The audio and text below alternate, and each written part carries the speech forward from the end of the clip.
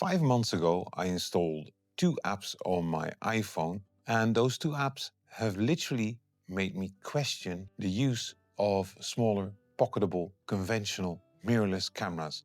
And in this episode, I'm going to share with you those two apps and also my actual experiences using them and whether or not they're actually able to replace my conventional small pocketable cameras. In essence, has mobile photography come this far that cameras will become obsolete? Let's get started. Well, the first app I actually used was the Leica Lux app, which basically was released when Leica decided to step into mobile phone photography and put out the Leica Lux grip. Now, the grip I haven't really even considered buying because then you might as well use a normal camera. But the app I have used, it is a phenomenal app, pretty much mirroring Leica, and in essence, you save yourself thousands of dollars.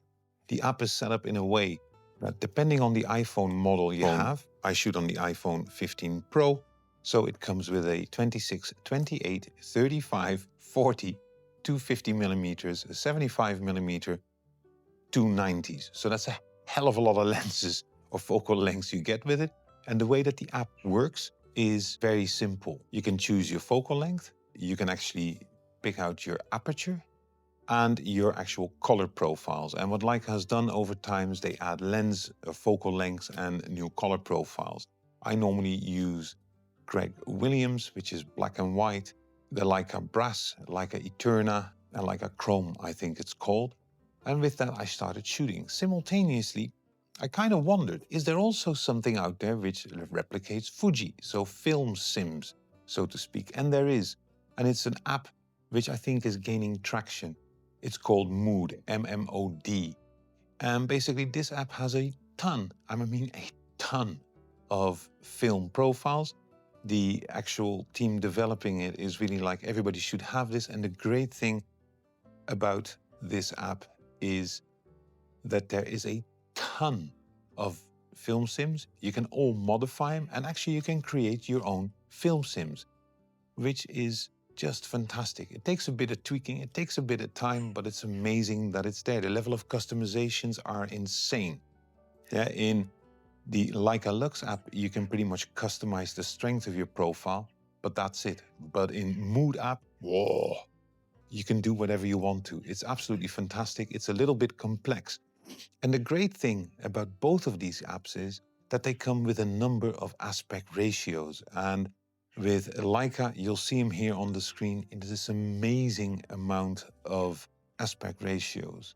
As for Mood, it has one thing which I absolutely love, one aspect ratio, and that is 65 by 24, or basically the expand aspect ratio, which is just fantastic. And I love the fact that it's there.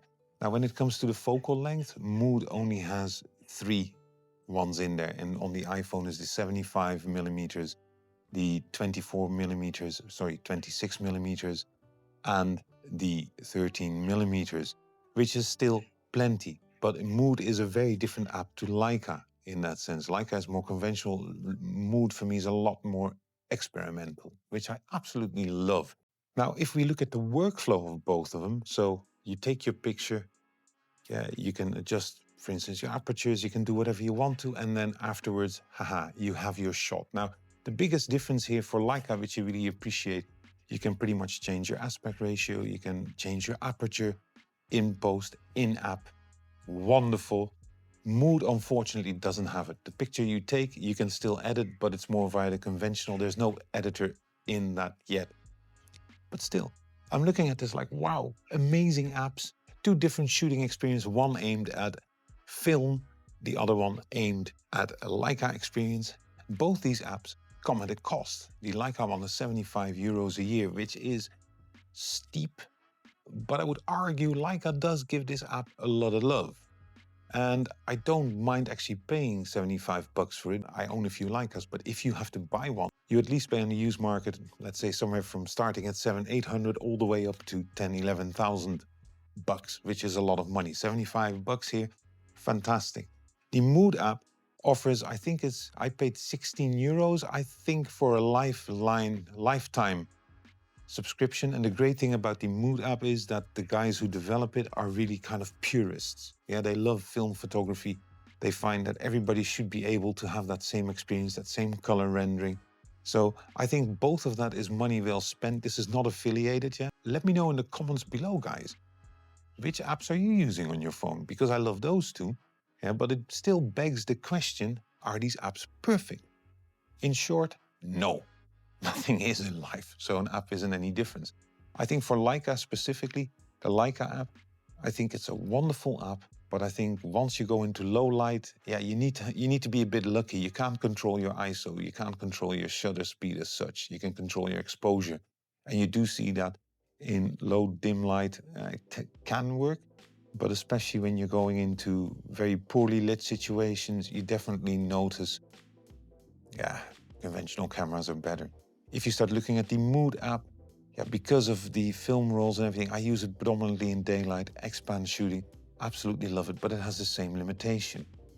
So, do these two really replace pocketable small cameras? The short answer is, to a certain extent, yes. But I always feel the comparison is flawed. I really think that if you look at a mobile phone, it is a multi-purpose tool. It does everything. A camera is a precision tool. So a camera, purely technically speaking, a mobile phone does not have aperture blades. A mobile phone has no real ISO handling. It's all done computational, which is absolutely fantastic. But the experience here is different. If I have to choose between my iPhone, for instance, and here the Sony RX100 Mark III, or here my Sony A7C, it becomes difficult. It's more on the situation. If I don't want to go out for pure photography, I just want to have a phone with me, like you're out with friends, which you do every day. I think these two apps are fantastic. I think mobile phones probably, for 80% of us, takes away the desire to have a camera.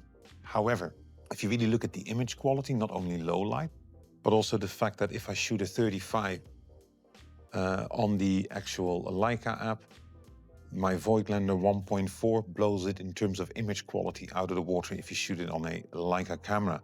So I really feel that mobile photography has come a long way. The apps are getting better and better, but I still think that cameras, it just gives you a unique experience. You have a viewfinder, you can manually focus, you can do autofocus, you can calibrate all your color science. Wonderful. And nothing beats a good photography experience. But this here, perfect for every day if you don't want to bring your camera. Let me know in the comments below what you think.